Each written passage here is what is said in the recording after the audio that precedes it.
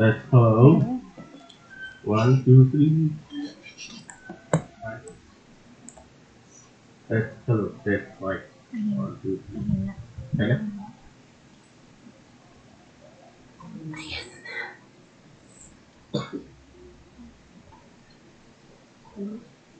Thank you.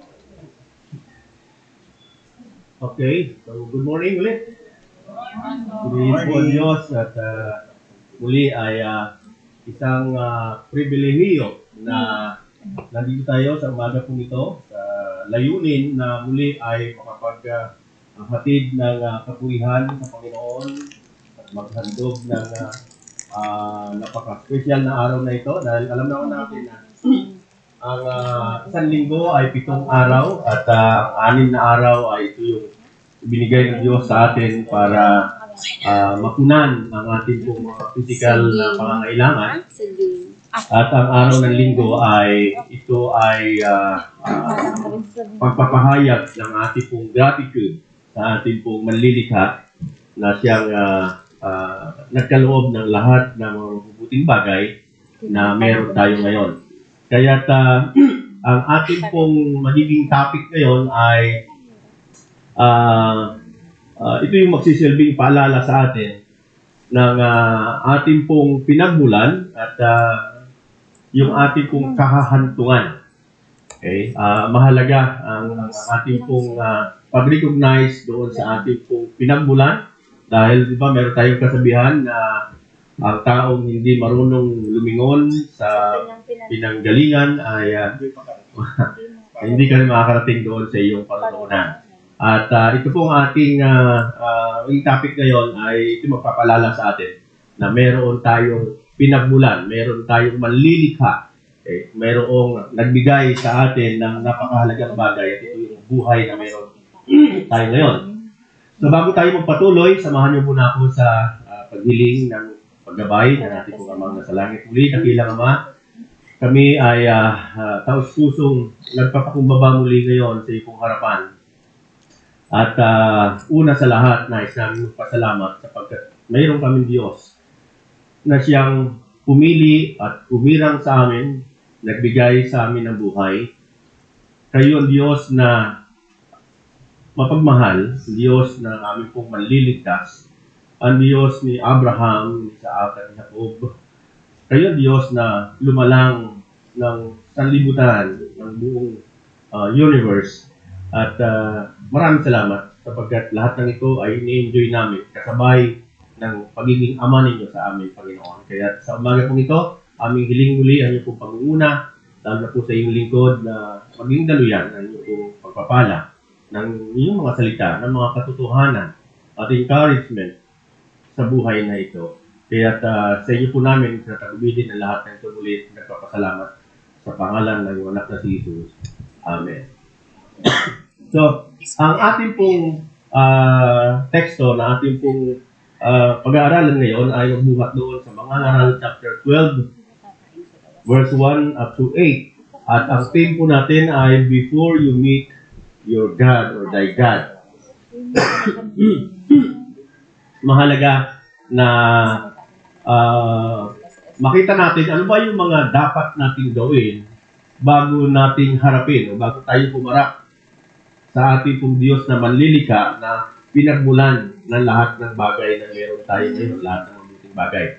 At ito ay itong Mangangaral chapter 12, ito ay sinulat ni Solomon na alam naman natin na ang deklarasyon ng Biblia patungkol kay Solomon ay siya yung pinakamatalinong tao na nilikha ng Diyos sa kanyang panahon at maging sa panahon po natin ngayon. At ayon sa obserbasyon ni Solomon ay marami siyang mga na nakita sa kanyang buhay na hindi pala nagiging mahalaga. Bagkus ang pinakamahalaga para sa kanya ay yung mapaghandaan ang pagtatampo, okay? O pag-meet natin sa ating pong dakilang na manlilikha. Kaya sabi ko diyan, Mangangaral chapter 12 verse 1 up to 8. Alalahanin mo ang iyong manlilikha sa panahon ng iyong kabataan.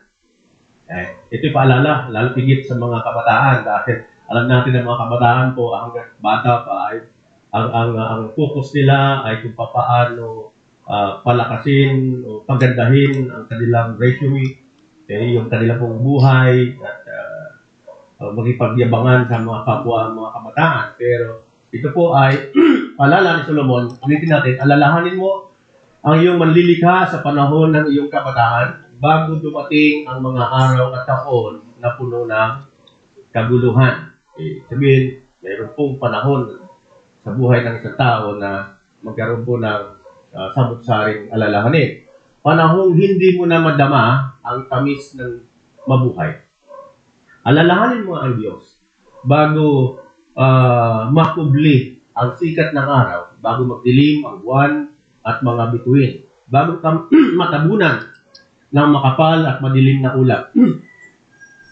Alalahanin mo siya bago humina ang iyong katawan, bago manghina ang iyong mga bisig, bago mawalan ng lakas ang iyong mga tuhod. Alalahanin mo siya bago mabungi ang iyong mga ngipin at bago lumabo ang iyong mga mata.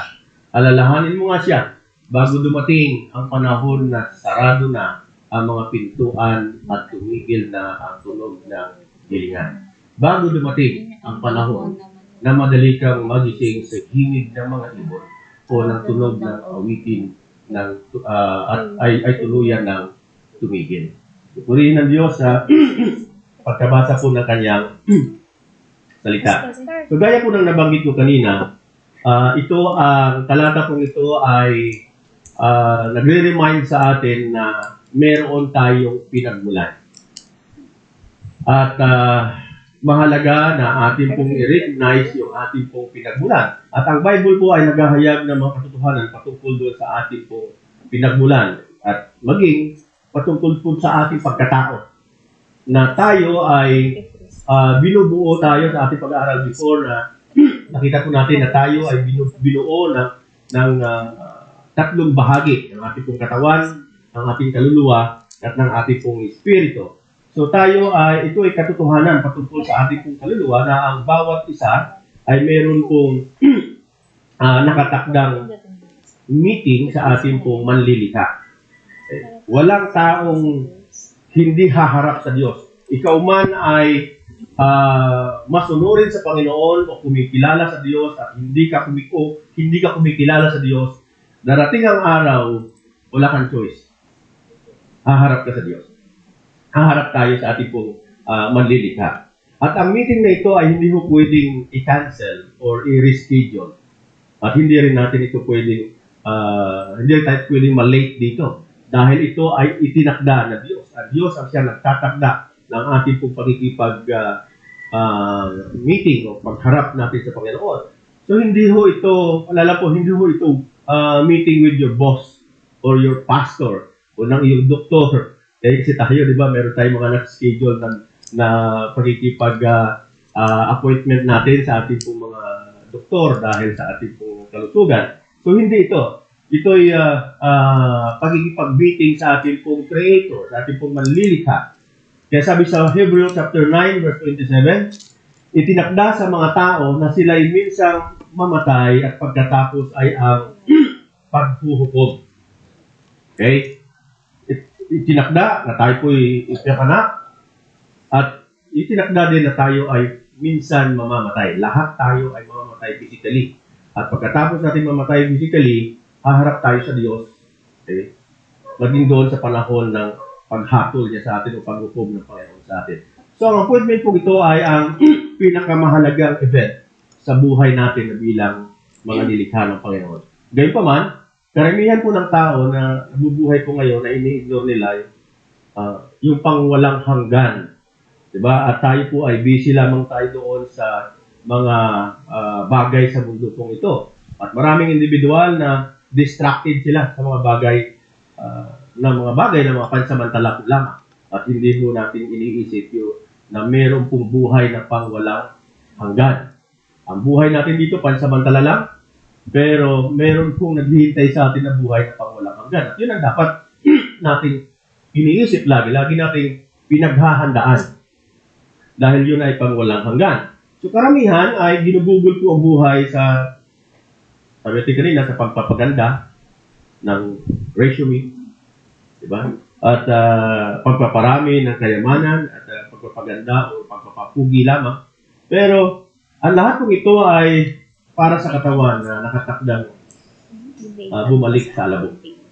Yung ating pong ginagawa ngayon na pagiging busy natin sa mga bagay sa mundo pong ito, lahat ng ito ay puro mga pansamantala at natin ito babalik sa alabok. Pero maging yung ating katawan, ano po, babalik tayo sa alabok dahil tayo ay ginawa sa alabok at babalik din sa alabok. Yung sabi ko ng banal na kasulatan. Pero itong buhay na ito ay nakatalaga sa nababalik sa alabok, mga kapatid. Subalit yung ating kaluluwa, ito ay babalik sa Panginoon. So ang kaluluwa mo ang talagang ikaw. Okay? Ito yung talagang yung identity po natin. Yung katawan po natin ito ay vessel lamang. Ibig sabihin, templo lamang ng ating pong kaluluwa. At ang ating kaluluwa, ito ay talagang babalik sa Diyos. Okay? Ito ay talagang ikaw. At dahil ito po ang nananatiling magtataglay ng buhay ng pangwalang hanggan. So, ang kaluluwa mo, ang pinakatrono ng inyong pong personalidad, ng inyong pong mga alaala, ng ating pong konsensya, at higit sa lahat, ito yung may kapasidad na makakilala sa Panginoon. Kaya kung maalala po natin, di ba, yung may pong talata doon sa John 4 verse 24, na dating ang araw ay, dating ang araw ang lahat ng mga sasamba sa Diyos ay sasamba sa Espiritu at katotohanan. Sapagkat ang lahat ng mga individual na mananampalataya sa Panginoon ay meron po silang taglay na kaluluwa. Okay? At yung kanilang kaluluwa po ay kasama ng kanilang pong Espiritu. At ito yung may kakayanan na makakilala sa Diyos. Kaya't yung mga taong hindi pa ipinapanganak ng kanilang pong buhay spiritual, wala silang kakayanan na makasamba sa Panginoon. Sapagkat ang taong mayroon lamang buhay spiritual, sila lang yung mayroong kakayanan na makakilala at makasamba sa Panginoon. Okay. Kaya't marami pong mga individual sa labas ng church na ito ngayon, sa labas, ang buhay nila ay katulad lamang din ng dati na pagising sa umaga, kape-kape, at walang inintindi, hindi naman lang na iniisip nila na ito yung Lord's Day, araw ng linggo kayo. Given na yun sa kanila kasi nga, patay ang kanilang buhay spiritual. Okay. Wala silang kakayanan na magkaroon ng pagkauhaw at pagkagutom sa salita ng Panginoon. At isang araw, yung mga kaluluwa kong ito, yan ay haharap sa trono ng manlilikat. Okay. Sa madaling salita, ang ating pong katawan ay yan ang bagay na ito, sisidlan po lamang ng ating kaluluwa. Ang mahirap sa modernong panahon po ngayon ay ang tao ay magagaling magdala ng sisidlan. Ibig sabihin ng ating pong katawan lupa. Okay? Magaling sila magdala ng mga sisidlan, pero wala silang alam patungkol doon sa laman kung ano ba meron dito sa sisidlan na ito. Hindi nila inaalam, ano ba meron sa katawan ko? Ang iniisip na nila, ano ang maganda para sa katawan ko? Pero hindi nila iniisip, anong maganda doon sa nakatira, nanahan sa aking katawan. At yan ang nakakalungkot kasi nga ito yung tinitignan ng Diyos sa atin. Na dapat ang pinapahalagahan natin ay yung tinataglay ng ating katawan dahil ito yung babalik sa Panginoon. Ito yung ating identity at ito yung gagamitin ng Diyos para ipaunawa sa atin kung ano yung mga ginawa natin dito sa lupa habang tayo ay nabubuhay. Okay? So, ito yung mahirap sa panahon po natin ngayon. Magagaling magpakain ng katawan, okay? Nag-exercise, dinadamitan, pero ang kaluluwa ay hinahaya ang gutom, mahina at hubad sa katotohanan. Okay? At alam naman natin na ang laging panawagan ng Panginoon Hesus sa atin na alamin natin ang katotohanan. Sapagkat marami sa atin, bagamat buhay ngayon, pero hindi natin alam na tayo ay nakakulong doon sa maling pagkakala. Kaya sabi nga doon sa John 8, verse 32 to 34, alamin ninyo ang katotohanan sapagkat ang katotohanan ang siyang magpapalaya sa inyo. Okay? So, hubad tayo sa katotohanan. At alam naman natin na ang kaluluwa, kaluluwang gutom, mahina at hubad sa katotohanan ay hindi ho yan papasok sa langit. Okay. haharap ka lang sa Diyos, haharap ka, dating araw na haharap ka sa iyong manlilikha. Pero kung hubad ka sa katotohanan, hindi mo makakasama ang manlilikha sa paghabang panahon. Kaya mayroon pong paalala sa atin ng Pahayag chapter 3 verse 17.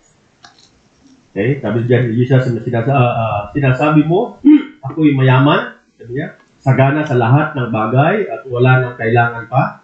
Ngunit hindi mo nalalamang ikaw ay kawawa, kahabag-habag, mahirap, bulag sa katotohanan at lubad sa paningin ng Diyos. Okay. At maraming mga individual ang ganito po ngayon. Okay. Hindi nila, wala silang malasakit pagdating sa araw ng pananambahan dahil para sa kanila, sagana na sila sa buhay na ito. Okay. Nakapag-imbak na sila ng kayamanan. At ang tingin nila sa kanilang sarili, wala na silang kailangan pa. Pero ang tingin sa ang ganitong uri ng mga tao, ang tingin sa kanila ng ating pong manlilikha ay hubad sa katotohanan. Mas mahirap pa sila, sabi nga, mas mahirap pa sila sa daga. Kasi pagdating ang panahon, pagharap nila sa eternity, pagpasok nila sa eternity, wala silang sariling pag-aari. Kung kaya ang Matthew ay nananawagan na ang paghandaan ninyo, ang pag-impukan ninyo ay buhay na pang walang hanggan, sapagkat ang buhay dito sa lupa ay pansamantalang lamang. Kaya may babala po ang Bible sa mga taong hindi nakakapasok sa langit. Madalas po nating naririnig na sinasabi ng iba, maging lalo din sa mga sa social media, sa mga channel ng TV, na sabi nila, mahal ng Diyos ang lahat ng tao. Para sa kanila, kahit na homosexual ka, o magnanakaw ka, kriminal ka, hindi ka pa rin mapupunta sa impyerno kasi nga, sabi nila, mahal ng Diyos ang lahat ng tao.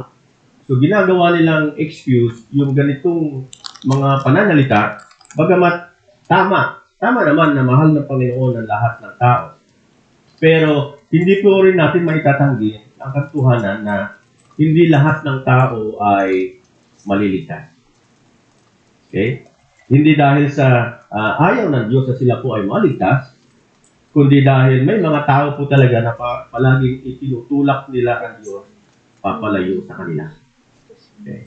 Yung attitude natin sa pang-araw-araw na wala tayong malasakit sa ating pong manlilikha, hindi tayo naglalaan ng oras, ng araw para sa Kanya, yan ay pagpapakita na parang, Lord, hindi ko kayo kailangan.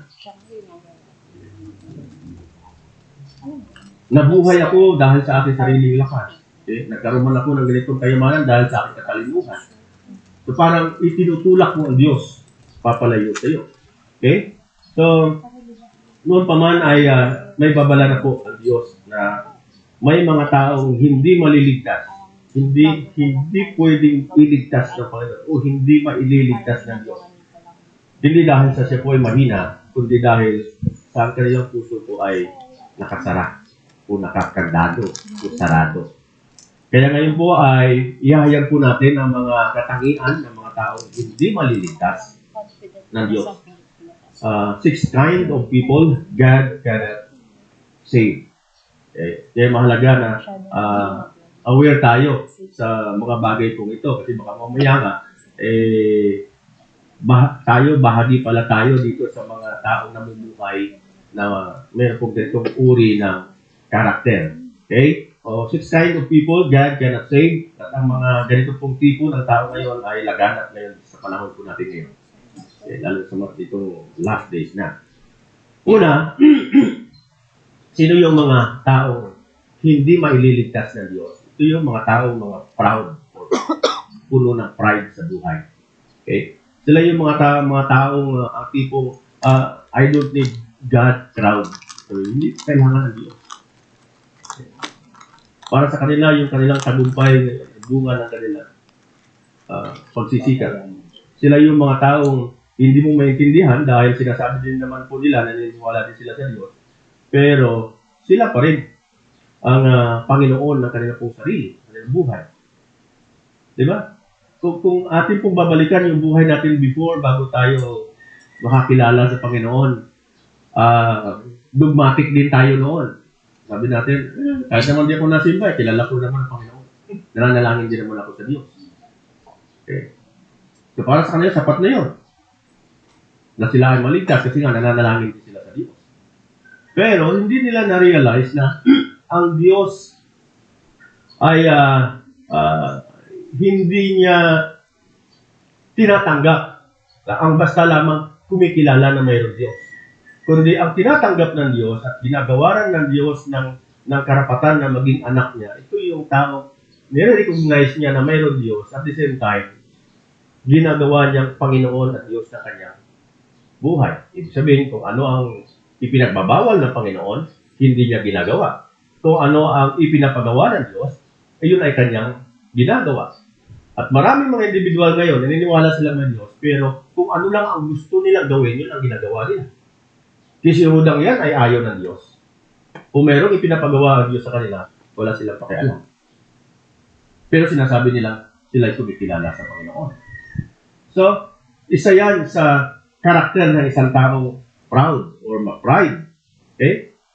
Sinasabi nila na ako yung gagawa ng aking destiny.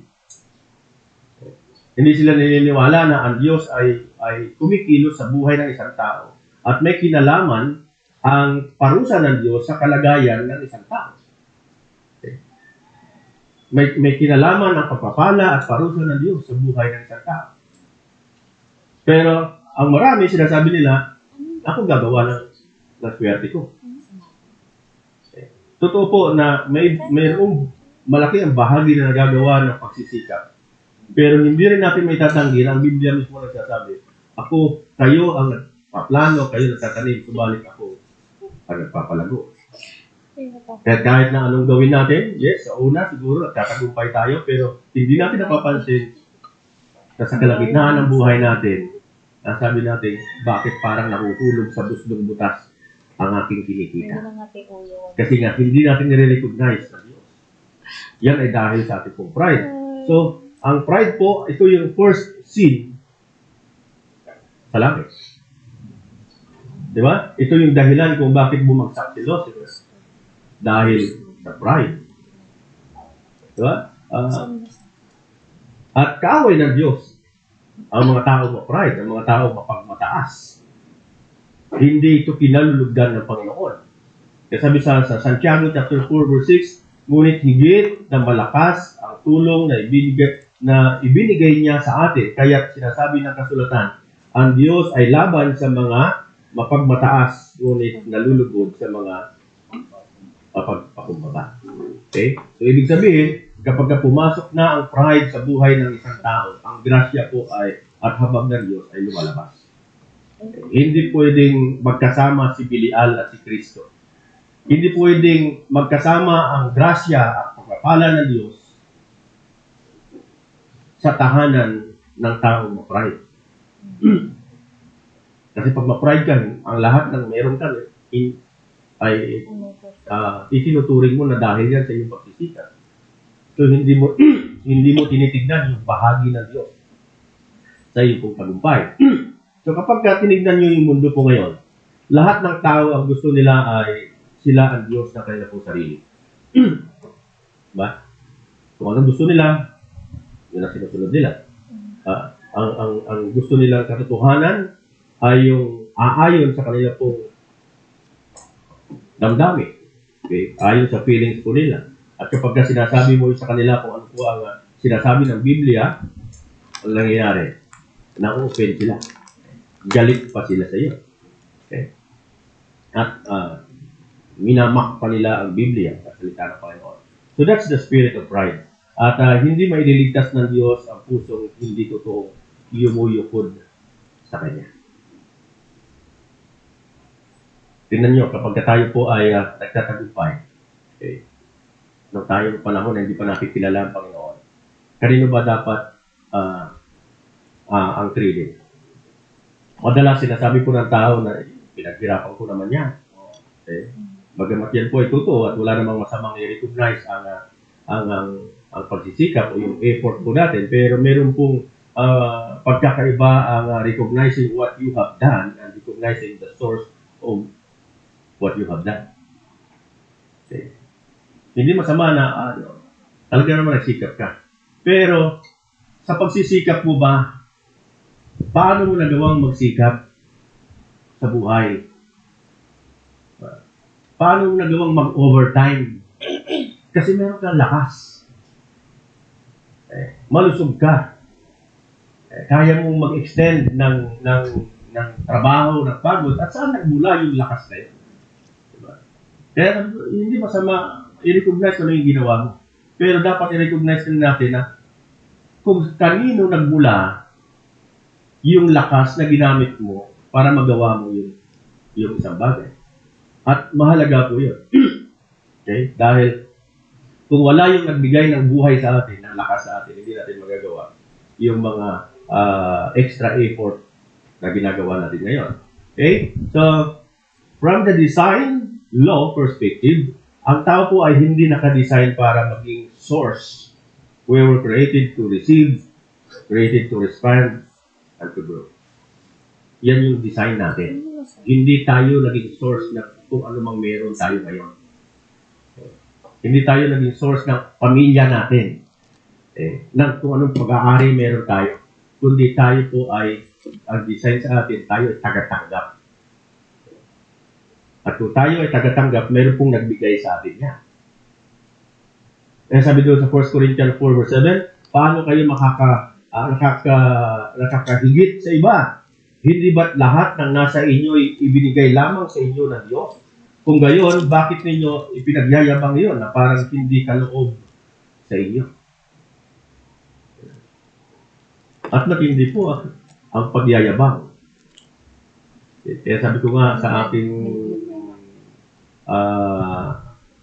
ampun sa bahay, iwasan mo yung pagyayabang.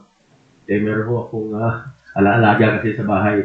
Iwasan mo yung pagyayabang kasi ang pagyayabang yan ang madalas naging source ng pangyayaring hindi maganda sa buhay ng isang tao. Doble ang epekto niyan. Kapag ka nagyabang tayo, nagsinungaling tayo, doble ang epekto niyan. Kung dati ang tingin ng tao sa iyo ay mababa na, tapos nalaman nilang nagyabang ka ba, lalo ka. Ang tendency kasi ng tao, kaya tayo nagyayabang, dahil gusto natin itaas yung ating sarili, di ba? Nakagamit ka ng magandang sasakyan, ng magandang motor, kaya sabi mo, akin yan. Pero hiram mo lang pala.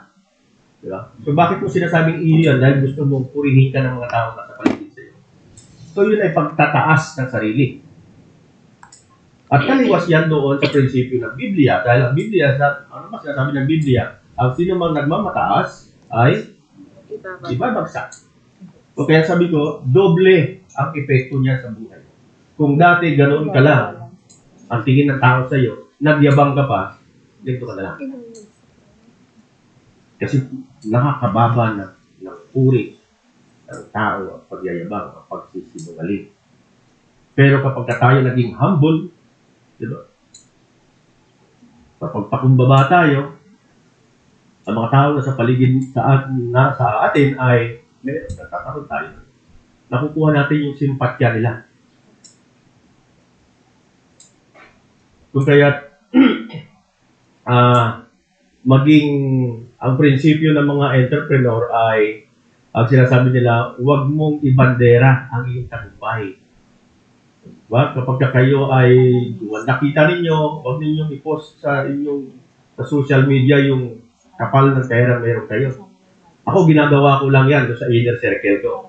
Doon sa GC namin mag-aama.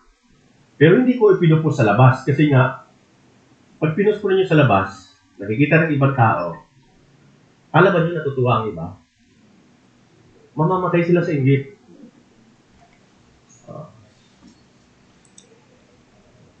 Hindi sila natutuwa. At nag-iisip sila kung ano ang pwede nilang gawin upang ikaw ay ibagsak. At kahit nga mga kamag-anak natin, pag nalaman nila na umaasenso ka, hindi maganda tanggap nila sila. Kaya kapag ka, nakabili ka ng sasakyan, sabihin mo lang, installment yan. So, hirap na hirap akong bayaran yan. Diba? Kaya nga, madalas pinakapos kami kasi nga, binabayaran ko pa ng installment yan. Makikita mo mukha ng kausap mo, nakamagana, masaya sila. Kasi nakikita nila naghihirap ka. At kailangan mo sila. Pero kapag nakita ay, hindi ako kailangan pa kasi nga may pera na siya. Hindi na maganda pa yung itungo niya sa'yo. Yan po yung epekto ng pagmamataas. Pero kung nagiging humble tayo, mas nalulugod yung taong kausap natin. At maging ang Diyos ay nalulugod ang Panginoon doon sa tao. Hindi na mataas. Okay? So, ibig sabihin, lahat ng meron tayo, ang ating pong thinking, ability natin, yan ay kaloob ng Diyos sa atin. Kaya ang pride po ay hindi lamang pagkadama ng pagmamalaki sa mga bagay na meron ka, kundi ito ay pag-shift or pag-angkin ng credit na dapat ay sa Diyos. Yan ay pride. At napakalaking problema niya kapag ang papuri na dapat sa Diyos ay inangkin natin. Tingnan natin. Yung mga nakaraan, meron tayong topic dito na mahalaga yung pag-recognize doon sa mga taong nagsisikap na tayo po'y tumulong kasi na mas nagiging masaya sila na ipagpatuloy ang pagtulong sa iyo. Pero yung, diba, sabi ko nga noon ako kapag binibigyan ako ng damit, tumanggap ako ng sapatos, damit, ito po ay kaloob din sa akin ng isang kapatid natin. Kaya suot ko ngayon dahil gusto kong ipakita sa kanya na proud ako. Pinagawang malaki ko yung kanyang ibinigay sa akin. So ganun din tayo. Okay? Sa ating pong Panginoon, na kapag binigyan tayo, tumanggap tayo ng anumang bagay mula sa Panginoon at nakikita, ipinapakita natin na tayo ay masaya, na-appreciate natin yung anumang bagay na tinanggap natin, mas lalo natutuwa yung mga nagbibigay po sa atin. Okay? So, hindi po lamang ito issue ng ilang mga tao, kundi ng lahat ng mga tao dahil lahat ng tao ay infected ng pride. Pride ang pinagmulan ng lahat ng kasalanan. Pinabagit po natin kanina. Okay? Kaya po ni Lucifer, siya po ay puno ng kagandahan at abilidad. Okay? Dahil sinasabi ng Biblia na si Lucifer ang pinakamagandang anghel na nilikha ng Diyos. Okay? Siya yung pinaka-leader ng lahat ng mga anghel na nilikha ng Panginoon. Pero sa halip na magkaroon siya ng gratitude sa Panginoon, okay? Tingnan niya yung kabutihan ng Diyos dahil sa ginawa siya pinakamaganda sa lahat ng mga anghel. Anong ginawa niya?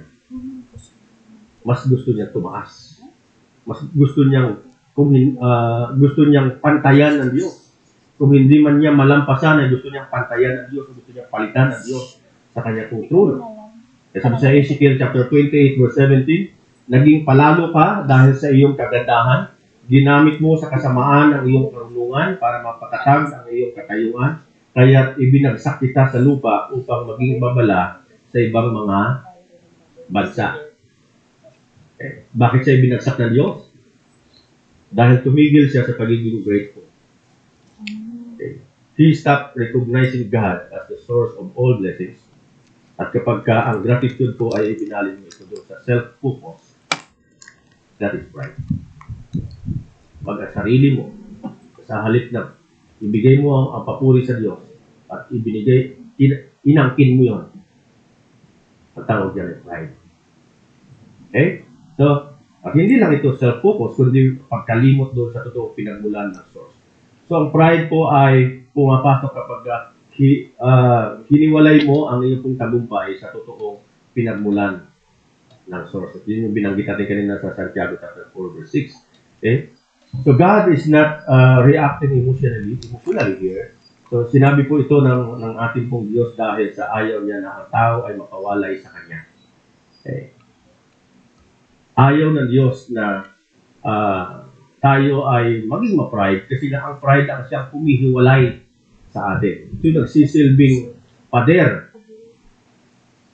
ng ating pong relasyon sa Panginoon. Kapag ang tao ay ma-pride, nawawalan tayo ng access sa Diyos. Okay? Kaya muli po, hindi masama ang i-recognize ang mga mabuti natin pong ginawa, hindi yung pride, kundi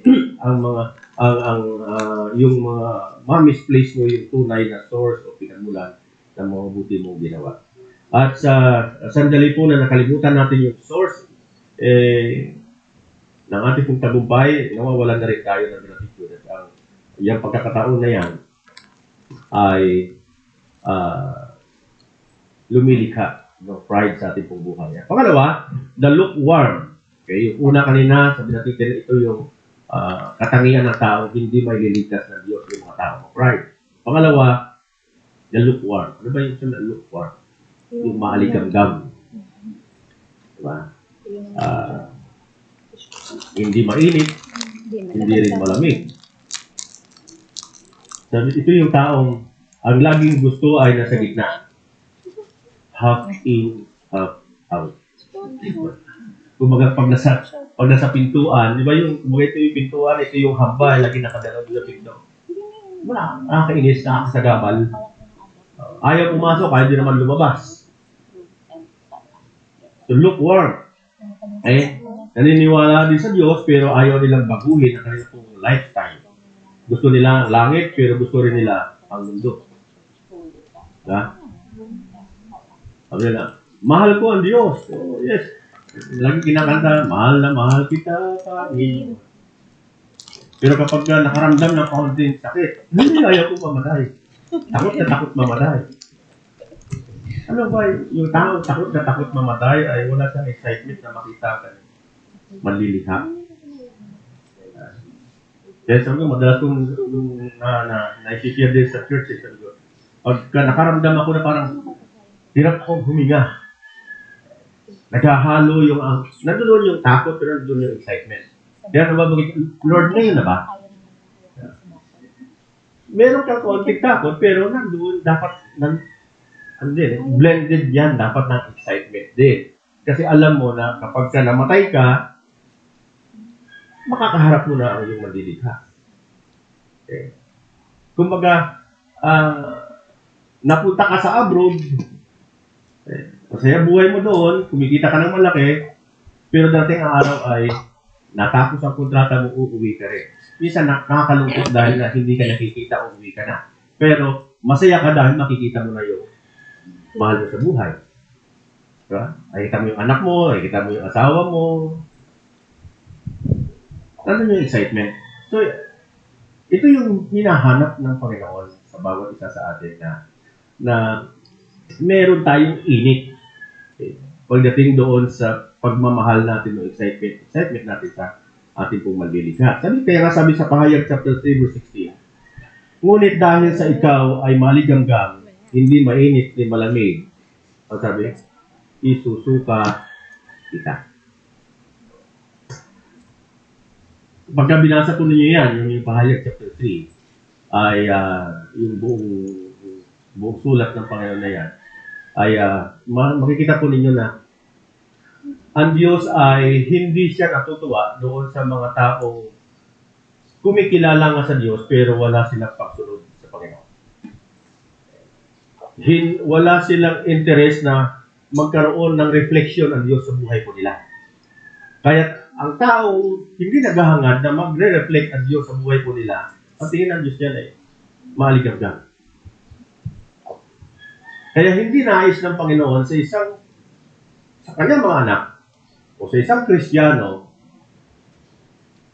na tayo po ay maligamgam sa kanyang pong paningin. Kaya nasabi niya, manong sabihin ninyo kung kayo malamig o malamig, mainit ko, mainit. Kasi kung pag nirecognize po natin na tayo ay malamig, maghahanap ka ng solusyon. Ano ba ang dapat kong gawin upang ako ay maging mainit? Ngayon, kung hindi mo nirecognize na ikaw ay malamig, mananatili ka sa pagiging maligamgam. Kaya importante sa atin yung ating pong palagiang pagbabasa ng Biblia, yung devotion po natin, dahil ito yung ramdam sa atin. Okay. mag-gauge natin kung ano ba yung relasyon meron tayo sa Diyos. Kaya kapag hindi po natin nakikita yung ating pong kalagayan sa Panginoon at hindi mo namamalayan na ikaw pala ay malamig na, ang Diyos ang siyang gagawa ng paraan upang magising ka sa iyong katayuan. At kapag ka nagising ka, doon ka gagawa ngayon. Okay? Nalala ko po nung ako ay kinalabit ng Diyos dahil alam ko dumanas din po ako sa pagiging malikabdam. Alala ko nung ako ay nakakilala sa Panginoon, nung ako nagtatrabaho pa sa City Bank dati sa Makati. Doon ako nakakilala sa Panginoon dahil meron akong girlfriend na niligawan na isang Christian. Sabi sa akin, kung gusto mo ko, sumama ka sa church. Sinamahan ko siya sa church, hindi para makilala ang Diyos, hindi para makascore sa Kanya. Makapag-holding hands mo lang kapag papunta sa church. Pero, sa huli, nagising ako, sabi ko, habang nakikinig ako ng sermon, na-realize ko, sabi ko, ang swerte naman ang mga tao dito.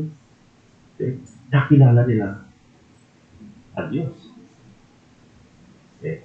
So, doon nagsimula yung pagkilos ng Diyos sa buhay ko. At nung nakakalungkot lang, nung ako nag-resign sa bangko, nawala na ako ng church. Dito na ako nakatira sa Imos na. So since na napalayo na ako sa church, sa Makati pa kami nasimba dati, nawala na ako ng church. Yun po ang napakapanganib. Kapag ikaw ay nawalan ka ng church, walang regular na pananambahan, hindi mo namamalayan ang dati mong tangkay, itanin niya nakakabit sa iyo, bumalik pala at hawak-hawak ka na ulit. So, bumalik ako sa dating buhay. Okay? Nakapag-asawa ako noon, pero yung buhay ko ay bumalik sa dating pamumuhay ng mundo. Ang paraan ng diablo, no? Pinagtagumpay niya ako. Nagkaroon kami ng tindahan, nagkaroon kami nag-dealer ako ng beer, ng soft drinks. May mga sugalan ako sa harapan, yung pulpulan, yung papasugal sa binawa. So, balik sa dati. Anong ginawa ng Panginoon? Lukewarm ka na, kaligam-gam ka na. Sinasabi mong Kristiyano ka, pero ang lifestyle mo sa mundo na. Ang ginawa ng Diyos, nasunog yung bahay. Balik ako sa number 1. Luhod talaga. Hanggang sa namasukan na ako dito sa Imos. At yung pinasukan kong trabaho ay nandoon din si Pastor Owe, siya yung administrator ng school. Doon ko, habang pinagmamaneho ko yung aking amo noon, papunta kami ng Makati Medical, yung kanilang station ng radio nila sa kotse, naka-connect doon sa DCS. Doon ako nagising. Lord, ang layo-layo ko na pala sa iyo. Okay. So doon ko naramdaman, sabi ko, ang lamig ko na pala. Diba? Maaligam-gam na pala ako sa Panginoon. Kaya nung nalaman ko, ganito na pala ako ngayon. Ano dapat kong gawin? So doon nagkaroon ng solusyon. Kung alam mo malamig ka na, nais mo nang uminit ka muli sa Panginoon, ibibigay ng Diyos yung mga paraan kung ano dapat natin gawin. Kaya ito yung sinasabi po ng Pahayag chapter 3 verse 16. Maanong malamig ka kung malamig? Mainit ko. Mainit. Kasi kapag mainit ka, alam mo mainit ka, ay ang tendency mo, maintain mo or mas lalong pang painit eh. Pero pag malamig ka, nalaman mo na ikaw ay malamig, gagawa ka ng paraan pag ikaw ay buminit. Ngayon, yung tao, alam na nilang malamig, umaligam-gam sila, wala silang ginawang paraan. Para sila ay uminit. Ibig sabihin nun, wala talagang buhay spiritual na meron sila. Yung taong nag-backslide, di ba madalas natin marinig yung salita, backslide, pero hindi na muling nakabangon. At sinasabi nila, sabi ng mga Pentecostal, sabi nila, kita mo, yung salvation na mawala. Kasi itong tao nga, nag-backslide, hindi na nakabalik. Ibig sabihin, ever since, hindi talaga siya naligtas. Kasi ang totoong ligtas ay bumabalik sa Panginoon dahil meron siyang buhay spiritual. Kaya ito'y panawagan ng Diyos doon sa church ng Ephesus. I think, kung tama ako. na sa tingin ni Jesus, sabi niya, sinasabi ninyo kayo makadiyos. Sinasabi ninyo mayroon kayong relasyon sa Panginoon, pero maaligamgam kayo sa mata ng Panginoon. So, ang ganito pong mga tao ay parang nagmamaneho ng sasakyan na ang cambio ay nasa neutral. Diba? Mayroon kayong idea noon? Diba? Mayroon kang kotse, tumatakbo ka, tapos pag preno mo ay nai-neutral mo, ay nag-go na, inapakan mo yung gas, hindi mo naman pala na-shift doon sa gear, fourth gear. So, kahit anong apak mo, hindi tumatakbo. So, wala kang mararating. So, ganoon din, ang taong lukewarm, kapag wala kang ginawa para uminit ang iyong pong relasyon sa Panginoon, wala ka talagang mararating. Hanggang doon ka lang. Kasi ang totoo niyan, patay ka talaga. Patay ka spiritually. Okay? So, at maraming ganyan ngayon, sa panahon po natin ngayon. Madalas nagpo-post ng mga Bible verses online, pero kabaliktaran ang buhay offline. Maraming mga inspiration verse ang ipinopost sa Facebook, sa Messenger. Pero malaman-laman mo, buhay yan pala. Baliktad. Diba? Meron akong naririnig na meron tayong kapatid na wanampalataya din. Na meron silang dating pastor. Pastora yung babae, pastor yung lalaki. Pero dumating yung panahon, naghiwalay sila. At sa kanilang paghiwalay, nagkaroon sila ng kanya-kanyang asawa. Nagkaasawa yung pastora, nagkaasawa din yung pastor. Ganyan.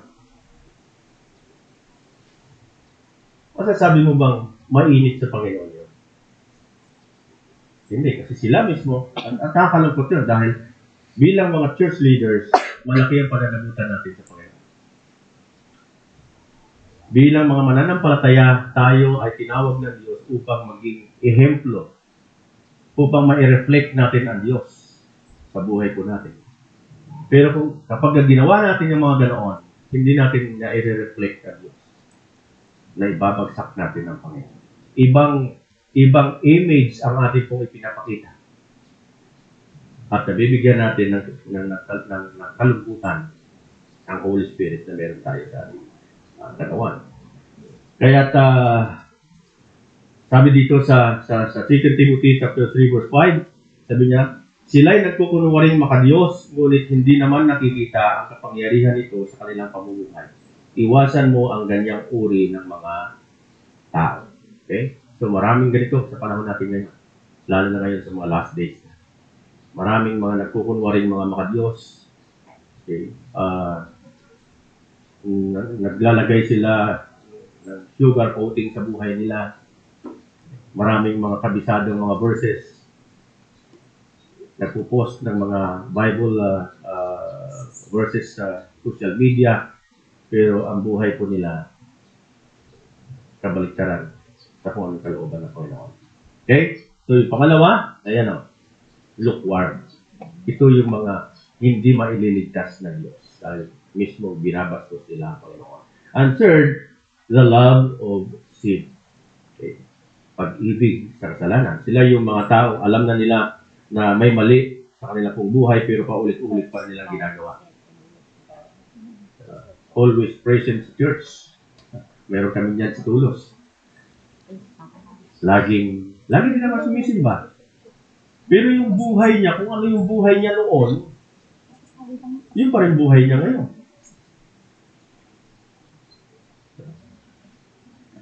Kaya meron kaming bisita noon na dumating.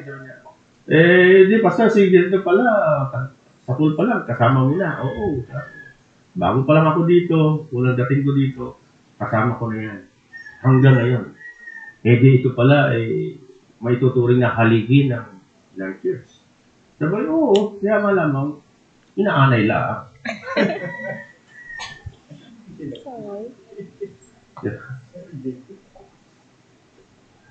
Kanya, may tinitignan ka ng tao na saka sa mga pioneer ng church.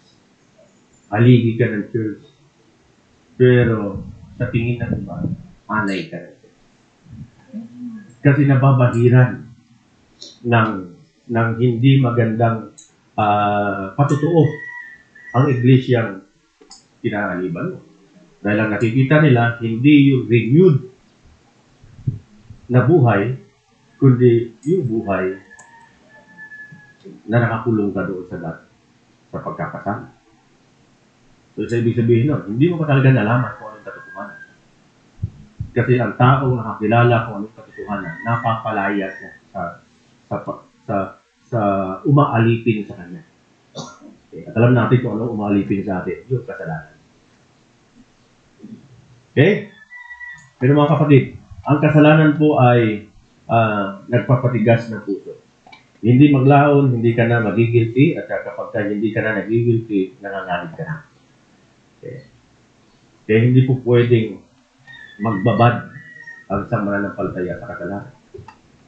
Sa 2 Timothy chapter 3 verse 2, ang mga tao ay magiging makasarili, sakim sa salapi, palalo, mapagmataas, samantala, suwail sa magulang, walang utang na loob at lapastangan sa Diyos.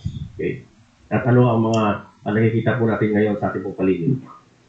Abala mga tao sa pagbuo ng resume. Okay. Pagpapaganda, pagpapayaman, social media, at lahat ng mga ito ay about self and pleasure. Nakakalungkot. Walang tayo ng oras. Hindi tayo naglalaan ng oras natin para sa Kanya. Pero ang totoo po, hindi pwedeng sabay mo mahalin ang kasalanan ng Diyos. Dahil darating po ang oras na mamahalin mo ang isa at itatakwil mo ang isa. Kaya hindi pwedeng magkasama si Kristo at si Bilian. Hindi pwedeng maglingkod ka sa dalawang Diyos. Dahil darating ang araw, itatakwil mo ang isa. Okay? So that's number 3. Number 4, the hypocrites. Maging ang Panginoong Hesus po ay walang pasensya sa mga taong hipokrito. Okay. Malala po ninyo, yung mga Parisiyo po ay tinawag niyang mga parang mga nitso. Puting-puti sa labas, ngunit sa loob ay nangangalingasaw ang amoy. So that is fake religion. Kapag ginamit ng isang tao ang pangalan ng Diyos, nagmumukha siyang banal, maganda. Pero dapat, pag ginamit natin ang pangalan ng Diyos, ay maayos din yung ating pamumuhay. Akalungkot, madalas tayo makakarinig na in Jesus' name, in Jesus' name. Pero hindi mo makikita ang pamumuhay ni Kristo sa kanyang buhay. Maraming mga preachers ngayon na taliwas ang pamumuhay sa kanila pong ipinapangalan. Mga preachers na nasasadlak sa skandal, mga Kristiyano na nag-aaway online habang ang kanila pong topic ay about love. Kaya nung bumili po ako ng gutter, okay. So hindi ko alam na yung palang manufacturer ng gutter ay iglesia pala. Ni Manalo. At kanila pong pinaglalaban talaga na hindi Diyos, si Kristo. At ang alam nila, sila ang maliligtas. Sila yung pinakamalapit sa Panginoon.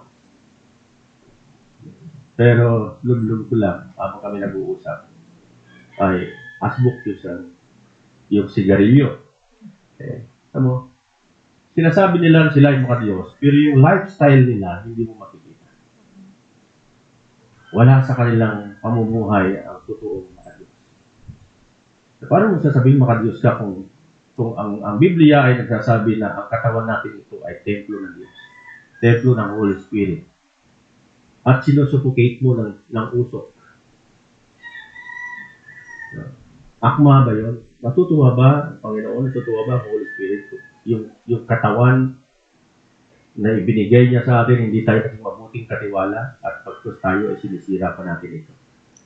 Ito yung sinasabi natin na maraming mga individual ngayon na sinasabi nila sila ay marangal, subalit nakabaon sila doon sa maling lifestyle. So, hindi nagliligtas ang Diyos ng fake or impostor. Ang hinahanap niya yung totoong puso, not image management. Hindi lamang sugar coating ng ating pong buhay, yung physical na buhay, kundi ang nais ng Diyos ay akma yung ating pong sinasabi sa ating ipinamumuhay. Okay. Yung nasa loob natin ay akma doon sa ating pong panlabas. Hindi po pwedeng magmumukha tayong banal sa panlabas, pero yung loob natin, sinasabi ni Jesus na mistulang nicho na naglalaman ng mga bulok ng mga kalansay. So, mas kinalulugdan ng Diyos ang mga taong makasalanan na umaamin na sila po yung makasalanan kaysa sa mga taong nagkukunwaring malinis or perfect. Okay, that's number 4. Number 5, the unforgiving. Okay, yung kawalan ng pagpapatawad. Ito yung sumisira sa marami pong mananampalataya. Okay. Maging sa panahon po natin ngayon. Marami ang nananalangin, sumasamba at nagbibigay, pero may mga may mga galit pa rin pala sa puso. Sa tingin nyo ba, kung tayo ay nananalangin at sumasamba sa Panginoon, at deep inside sa puso po ninyo ay meron kayong sama ng loob, meron kayong galit, habang nakaupo kayo dyan, hintahin niya pag-uwi ko. At sasabulutan ko siya. At yun, habang kayo nakikinig o nananambahan, malulugod ng Diyos. Hindi. Dahil hindi pinalulugdan ng Diyos at tao hindi willing na magpatawad. So, ibig sabihin, ang hindi po pagpapatawad ay pumuputol ng koneksyon ng tao sa Diyos. At kung wala kang koneksyon sa Diyos, malaking problema po yan dahil hindi may liligtas ng Diyos ang mga tao. Ang puso ay natatanikalaan ng galit. Diba? Sabi ng panalangin ng Panginoon si Matthew sa chapter 6, verse 15, ngunit kung hindi ninyo pinapatawad ang iba, hindi rin naman patatawarin ng inyong Ama ang inyong mga kasalanan. Ito yung sasabi ko. Kung hindi tayo nagpapatawad, pinuputol ng galit natin ang ating koneksyon sa Diyos. Dahil yung hindi pagpapatawad ng ating kapwa, nangangahulugan din yan na hindi rin tayo patatawarin ng Panginoon. At ang taong hindi pinapatawad ng Diyos ay wala siyang relasyon sa Diyos. Nawawalan tayo ng relasyon sa Panginoon. Kaya yung hindi pagpapatawad ay pagputol yan ng koneksyon sa Panginoon. And number 6 and last, the doubters. Yung puro duda. Okay? Ang tinutukoy ko po ay hindi yung mga tao may mga honest question. Di ba? May mga, hindi natin maalis, meron tayong tanong talaga na gusto nating masagot. Dahil yung tanong natin, gusto nating masagot ito para magkaroon tayo lalo ng mas malapit pa na relasyon sa Panginoon. Okay. So, hindi ito yung ating tinutukoy na kaya ka nagtatanong ay pinagdudahan mo ang Diyos. Pero nagtatanong tayo dahil para gusto natin matuto at lalo pang mapalapit sa Panginoon. Kaya sabi ko, sa amin pong pagtatalo, parang semi-debate na rin sa iglesia ni Manalo na yan. Sabi ko, tama na, tignan na natin na. Kasi hindi ka naman nagtatanong para matuto. Nagtatanong ka para debatihin ako. At wala namang ako mananalo sa atin, hindi ka naman tatanggap ng katotohanan lang mula sa akin. At hindi rin naman ako tatanggap ng katotohanan mula sa iyo. Para sa akin, hindi ko lang masabi na wala naman talagang katotohanan sa inyo. Kasi sabi ko, stop na natin. At hindi yan yung utos sa amin na ipag-debate. Ang utos sa amin ay ibahagi sa salita ng Diyos doon sa mga taong handang tumanggap ng salita ng Diyos. At ang Biblia ay nagsasabi na huwag mong ibigay ang perlas sa baboy. Dahil ang salita ng Diyos yan ay higit pa sa perlas. Okay? So, ito yung pang-anim na hindi maililigtas ng Panginoon. Yung mga tao may mga pagdududa at kawalan ng tiwala sa salita ng Diyos. Diba? Ako, nalulungkot ako dahil meron ako isang kapatid na ganito na namatay na rin naman. At ang sabi nga niya ay, ang Biblia ay hindi niya ganap na mapaniwalaan kasi gawa lang naman daw ito ng tao. Tao lang naman daw sumulat ito. So kahit anong gawin ko paliwanag, sarado siya. Stop na. Tigil na natin yan. walang magandang may dudulot kapag alam natin na sarado na talaga sila sa katotohanan. Okay? So, hindi yung tinutukoy natin dito, hindi yung mga tao mayroong honest question, kundi yung mga taong tumangging manampalataya kahit na anong gawin mong pagpapaliwanag. Diba? Yung talagang pinanindigan nila na ayaw na tanggapin yung katotohanan. So sa halip, tinutuyapan nila ang Bible at dinideny yung pagka-Diyos si Jesus Christ. Sabi nga ng mga iglesia rin Manalo, si Jesus ay hindi siya ordinaryong tao. Sabi niya, higit siya sa lahat ng tao. Hindi talaga sila naniniwala na si Jesus ay Diyos. At ano ang magiging kahinatnan nila sa huling mga araw? Dahil mismo ang Biblia sasabi na ang hindi kumikilala sa anak ay hindi kumikilala sa ama. Kaya sabi sa Hebrew 11 verse 6, kung hindi tayo sumasampalataya sa Diyos, hindi natin siya mabibigyang kaluguran. Sapagkat ang sinumang lumalapit sa Diyos ay dapat sumampalatayang may Diyos na nagbibigay ng gantimpala sa mga nananalig sa Kanya. Okay? So sa panahon po natin ngayon, ang mundo po ay sinakop na ng mga pagdududa. Sa halip na paniwalaan ang Biblia, mas pinaniwalaan po nila yung science. Di ba? Kasi sa science, lumabas na ang tao ay galing sa unggoy. Mas paniniwalaan nila yun. Kaysa ang sinasabi ng Biblia ay ang tao ay nilikha ng Diyos ayon sa kanyang wangis. Pero ngayon, mas pinaniwalaan nila ang science. Social media. Mas pinaniwalaan nila yun. So, bago nila paniwalaan ang salita ng Diyos, ang sinasabi po nila ay naniniwala lang ako kapag nakita ko. Kaya di ba, marami hong may mga sikta na hindi naniniwala mayroong impyerno. Dahil ang sinasabi nila, parang naniniwala mayroong impyerno. Wala pa naman nanggaling sa impyerno na bumaba sa lupa. Maniniwala na ako na mayroong impyerno kung mayroong napunta sa impyerno at bumalik dito. Kaya sabi ko, basahin niyo yung Luke chapter 16. Kasi meron doon napunta sa impyerno na gustong-gusto niyang bumalik si Lazaro para sabihan yung 5 pa niyang kapatid. Pero sabi ni Abraham, hindi pwede. Ibig sabihin, pag napunta ka sa impyerno, hindi ka na makakalis doon. Nandun ka na. Okay. Ang salvation po ay naalok ng Diyos sa buhay, hindi sa patay. At ang salvation, ang nananalangin para maligtas ang tao, ay hindi yung buhay na namatay, hindi pwedeng ipanalangin yung kaligtasan ng namatay para maligtas. Kasi ang kaligtasan inaalok sa buhay, hindi sa patay. Pero sabi ko, sa Luke chapter 16, makikita mo patay na nanalangin sa buhay. Kasi sabi ng mayaman doon, pwede ba pabalikin po ninyo sila sa lupa? At nang mabalaan ang 5 kong kapatid doon at nang huwag silang humantong sa dakong ito ng paghihirap. So, ang panalangin niya na sana maligtas ang kanyang kapatid. Patay na siya. Pero sa Biblia, wala tayong makikita na inutos ng Diyos na ipanalangin ng buhay ang mga namatay upang maligtas. Ang utos, sabi ni Abraham, hindi pwedeng pabalikin sila sa roon. Okay. Kung gusto nilang maligtas, naroon ang mga sinulat ni Moises. Meaning, tignan nila ang Biblia. Basahin nila ang Biblia. Dahil yan yung instruction ng Diyos bago ka manirahan sa mundo. Ano ba ang acronym ng Bible? Basic Bible, B-I-B-L-E. Basic information before leaving earth. Gusto mo mamuhay ng mapayapa?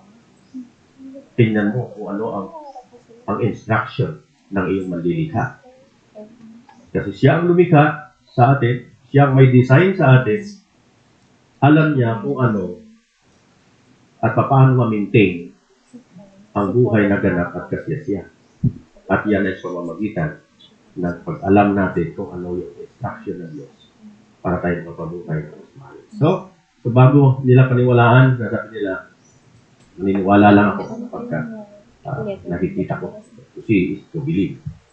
Pero tandaan po natin na ang faith ay di ba? Paniniwala sa mga bagay na patungkol sa Diyos kahit pa hindi pa natin nakikita. Diyan pumapasok yung pananampalataya. At yan ang pagkakaiba ng mga ligtas sa mga naligaw.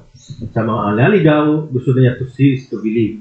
Sa mga tunay na ligtas, kahit na hindi pa natin nakikita, nananampalataya tayo. Dahil meron tayong pagmamahal sa ating amang nasa langit, sa Diyos na lumikha sa atin. Ngayon, kapag tinignan mo yung 6 types of na mga taong ito, yung the proud, the lukewarm, the lovers of sin, the hypocrites, the unforgiving, and the doubters, silang lahat ay may isang gawin. Ano yun? Isinara nila ang pintuan na kung saan kumakatok na Diyos. Iisa ang kanilang gawin. Mayroon silang pagkakahalintulad. Lagi nilang isinasara ang kanilang pintuan. Pero, maganda pong balita.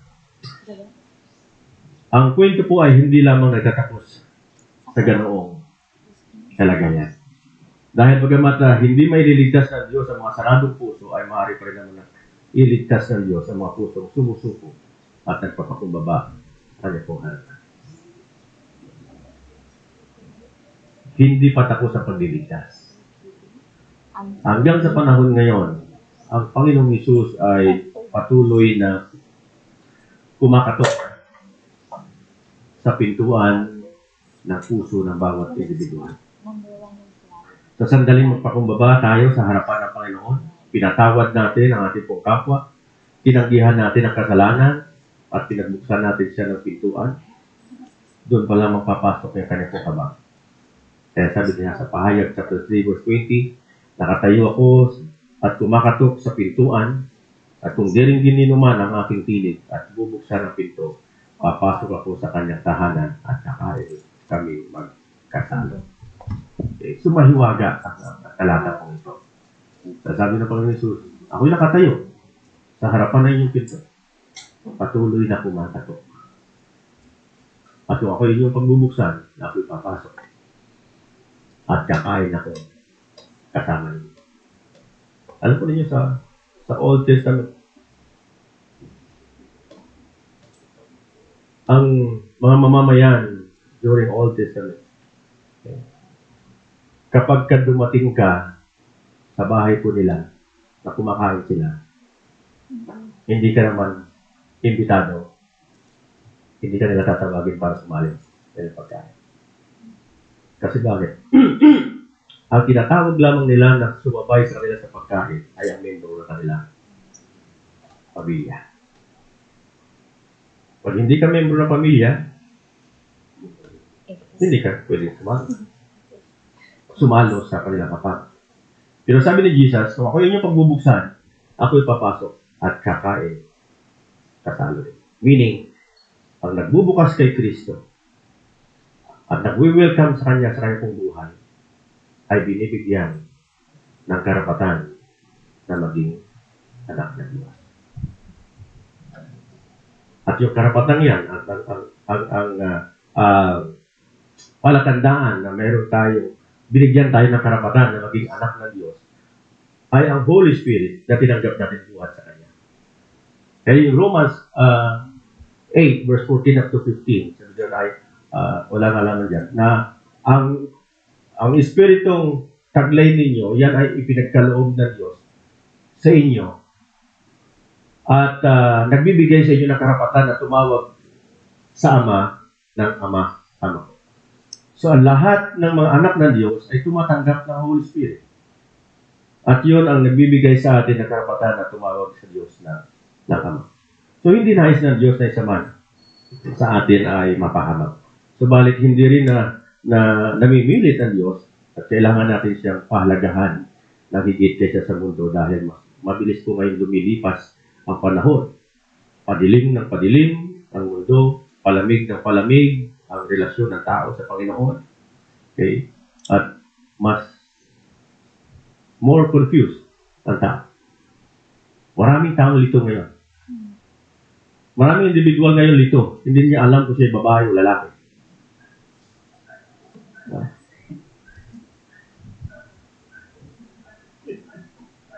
Minsan, nung nasa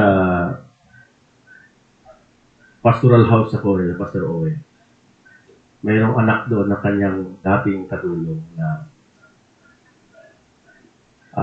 tawag nila doon ay silahis. Kinuha yung attention ko. Sabi niya, Pastor, itatanong ako sa inyo. Bakit? Ayuhan niya po ninyo ako kasi minura niya yung kanyang sarili. Inang buhay ito eh. Bakit? Pastor, umiibig ako sa babae. Umiibig din ako sa lalaki. Kung na-attract ako sa babae, na-attract din ako sa lalaki. Sabi na, okay maganda kong gawin. Sabi ko, ito muna tanong ko sa'yo, sagutin mo. Sa tingin mo sa sarili mo, ano ka ba talaga? Babae o lalaki? Lalaki, Pastor. Yeah, paliwanag. Kung alam mong lalaki ka, ang lalaki, ayon sa Biblia, para saan? Sa lalaki din ba o sa babae? Sa babae, Pastor. Ngayon, hindi alam mo. Ngayon, yung nangyayari sa iyo ngayon, hindi yan normal. Pwede kong sabihin na yan ay sakit. At yung sakit na yan, yun yung umaalipin sa tao. Yung nararamdaman mo, sabi ko sa kanya na na-attract ka sa kapwa mo babae, kapwa mo lalaki, ay hanggat hindi mo na ma-materialize yan, hindi mo yan pinagbibigyan, yung ganong damdamin, hindi ka pa nagkakasala. Parang ako, halimbawa, may asawa ako. Pag nakita ko ng ibang babae, na-attract din ako. Nagagandahan din ako. Pero, hindi ko sinasabi na sa sarili ko na, ay, gusto ko siya, liligawan ko siya, i-date ko siya. Kasi doon ka na magkakasala. Kaya sabi ko, yung kalagayan mo, hindi mo naman pinili na maging homosexual ka eh. Hindi mo naman ginusto yan na maging silahis ka eh. Kusa yan dumating sa damdamin mo. Kaya ang dapat mo dyan, paglabanan mo. Manindigan ka doon sa kung ano ka. Lalaki ka, hindi para ka sa babae. At ang babae para din sa lalaki. Kaya pag binagbigyan mo yan, doon ka nagkakasala. Ang gawin mo, paglabanan mo. Kung na-attract ka, iwasan. Kung kapitbahay mo yan, huwag kang dumaan doon sa harapan ng bahay nila. Di ba dumaan sa likod? Oo, lahat. Kasi pag nakikita mo, parang hindi ko napipigilan kasi. Di huwag kang dumaan doon, huwag mo sa tignan. Kaya mahalaga po na alam natin, ano ba ang design ng Diyos sa buhay ko? At gaya ng pag-aaral natin nung nakaraang linggo, ang design ng Diyos sa atin, ginawa niya tayo ayon sa kanyang wangis, sa layuning tayo ang magdadala ng wangis ng Diyos. May re-reflect natin ang Diyos sa ating buhay. Makikita kung ano ang Diyos. Kapag tayo nagmahal, nakikita ang Diyos sapagkat ang Diyos ay pag-ibig. Kung tayo ay sapat, nakikita ang Diyos sapagkat ang Diyos ay tapat. Kung tayo mayroong pagkakaisa, nakikita ang Diyos sa buhay natin sapagkat ang Diyos ay mayroong union. Diba? Nagiging Diyos siya, bagamat tatlong persona, God the Father, the Son, and the Holy Spirit. Meron silang union. So, yun ang purpose natin para i-reflect ang Diyos. At paano natin ma-reflect ang Diyos kung ang ating pong ikinakasama sa buhay ay hindi ayon sa plano ng Diyos? Okay. Kung ang asawa mo ngayon ay hindi mo naman asawa.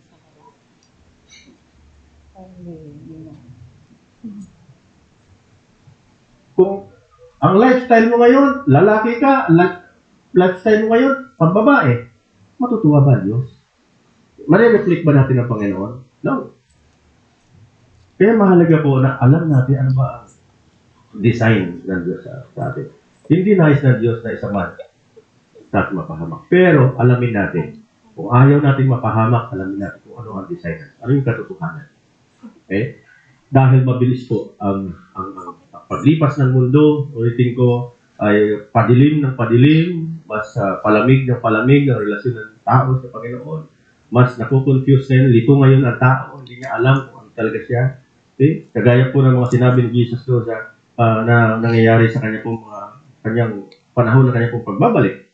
Kaya ang tanong ngayon ay hindi yung kung ang Diyos ba ay nagliligtas pa ngayon? Ang tamang tanong po natin ngayon ay, gusto mo bang maligtas? Kasi bukas pa. Andyan pa, kumakatok pa ang Panginoon sa pintuan po natin. At siya, sabi niya, nabanggit niya kanina doon sa Santiago 4:6 na higit sa lahat, malakas ang tulong na ibinigay niya sa atin. Kung tayo naghahangad ng kaligtasan, ang saklulo ng Diyos ay lagi available para sa tao gusto maligtas at ipabilang sa kanya pong pamilya. Okay? So, talata pong ito ay silbing paalala sa atin na ang lahat ay binigyan niya ng pagkakataon na magbalik loob sa Diyos dahil hindi niya nais na isa man ay mapahamak. Okay? At ang problema lang, sabi natin kanina, hindi niya pwedeng iligtas ang mga tao proud. Kundi ang mga tao naninitluhog at umaamin, kailangan niya ang Diyos. Ulitin ko, maraming sa labas ng church na yan. Wala sila sa labas ng church kasi hindi nila tinitingnan na kailangan nila ang Diyos. At ito yung dapat nakikita ng bawat individual. Okay? Ako, ito laging laman ng aking panalangin. Okay? Sa aking mga anak, sa mga kuko na sana, makita nila kung gaano nila kakailangan. Na kailangan nila ang Diyos bilang kanilang Panginoon at ang pagligtas na kanilang buhay. Na ang Diyos, God is everything. Kaya nga, di ba meron tayong madalas na relate na if you have Jesus, you have everything. Nasa iyo lahat. Dahil kung si Kristo ay nasa puso natin, ang hangad natin ay matagpuan ng kanyang kalooban at mapagharian niya tayo. At ano ba ang pangako sa Matthew 6:33? Seek ye first the kingdom of God. Mapagharian ka ng Diyos and His righteousness. Kung ano yung kanyang kalooban at kasunod na kanyang pangako. Diba? All these things. Ganun lang naman kasimple. Hindi natin kailangan gugulin ang buong 7 araw sa loob ng 1 linggo sa paghahanap buhay para lamang makasurvive sa buhay na ito. Simple ang instruction. Hanapin mo ang kanyang kalooban at ang kanyang kaharian. Ibig sabihin, pag naghari ang Diyos sa iyo, hindi ikaw ang naghahari sa sarili mo, kundi ang Diyos. Nagagawa mo ano yung kanyang kalooban? Ano yung kalooban niya? Yung hinihingi niya sa atin sa araw sa loob ng 1 linggo, bahagi ng ating kinikita, ibinabalik natin sa kanya. Then, ano na pangako? Kaya nakakalungkot din, maraming mga individual kasasadlak sa struggle na buhay na ito dahil hindi nila nakikita na kung gaano nila kakailangan. At kung ano ang contribution ng Diyos sa kanilang buhay. Maging pagtatagumpay man o nakasadlak ka sa paghihirap. Kung ikaw'y naghihirap ngayon, tiyak po yan, mayroon po basbas ng Diyos yan. May pahintulot ng Diyos yan. Bagamat ang Diyos ay hindi nagbibigay ng paghihirap, pero pinahihintulot ng Diyos yan doon sa mga tao hindi nila nire-recognize ang Diyos sa kanilang buhay. Kaya maging ang Ageo, chapter 3, sabi niya, hindi nyo ba nakikita na ang inyong kinikita, napapansin na ang inyong kinikita ay parang nahuhulog sa buslong butas? Yan ay dahil magaganda ang inyong tahanan, subalit ang tahanan ko'y wasak. At anong tahanan? Sabi ng Panginoon. Ang tahanan niya ay sa Sigat Timothy. Ayan, puso natin, ang katawan natin, lifestyle natin, yung karakter natin, wasak. Hindi naghihahari ang Diyos sa atin. Kaya sabi niya, ano magawin ninyo? Ang inyong kinita ay parang nahuhulog sa buslong butas. Mga kapatid, maging sa oras na ito, ang Panginoon, kung tayo man ay ligtas, patuloy ang Diyos na kumakatok pa rin sa puso natin. Hindi para sa ating sariling salvation, kundi maging sa kaligtasan ng mga tao nasa paligid natin. Under our inner circle. may mga tao itinakda ng Diyos upang maligtas sa pamamagitan mo, sa pamamagitan natin. Hindi tayo nagdiligtas ang Diyos, pero ginagamit tayo ng Diyos bilang instrumento para sa kaliligtas ng iba. Kaya sa pamamagitan ng ating pong pagbabahagi ng ating po, na kanya pong salita. Yun ang sinasabi ng Romans, chapter 1, verse 16. Ang sabi ni Pablo, hindi ko ikinakahiya ang Ebanghelyo sapagkat ito ang kapangyarihan ng Diyos sa ikaliligtas ng marami, naging Hudyo man o Hintil. Kaya, kapatid, mayroon tayong bahagi. Bagamat kaya ng Diyos na iligtas sa sino man, pero ang magandang balita, binigyan tayo ng Panginoon ng bahagi sa kanyang pagliligtas. At kung naging mabuti tayong katiwala sa bahaging ibinigay ng Diyos sa atin, mas lalo niya tayong gagamitin sa ating pagkasan. And let's pray. Muli, dakilang Ama, kami ay nagpapasalamat sa inyo sa umaga pong ito at patuloy kayong nangungusap sa amin. Patuloy kayong nagbibigay sa amin ng paalala. Bagamat ang mensaheng ito ay narinig na namin, pero hindi namin maialis ang katotohanan na ang mga salita ninyo ay minsan ito ay nagiging stagnant sa puso namin. Hindi lumalabas sa aming bibig. At yan ay dahil sa kakulangan ng pagmamahal namin sa inyo. Kaya Ama, patuloy namin hiling sa inyo. Dagdagan niyo po ang aming pong pagmamahal sa inyo. Ang excitement ng aming pong pagtatagpo sa inyo. Lagi niyo po palalan. Darating ang araw kami haharap sa inyo at itatanong niyo sa amin kung anong ginawa namin habang kami sa inyo. Kaya sa umaga pong ito, ang aming pong dalangin, tulungan niyo kami ng aming pong napakinggan ay mai-apply namin sa aming buhay at magkaroon kami ng malasakit din pagmamahal sa mga taong kapaligid sa amin. Alam namin na Diyos, mahalaga sa inyo ang kaluluwa ng bawat individual. Kaya tulungan niyo kami na maging mabuting katiwala sa mga bahagi ng iyong pagliligtas na ibigay niyo sa amin. Lahat ng ito ang hiling. Salamat sa pangalan ng Jesus. Amen.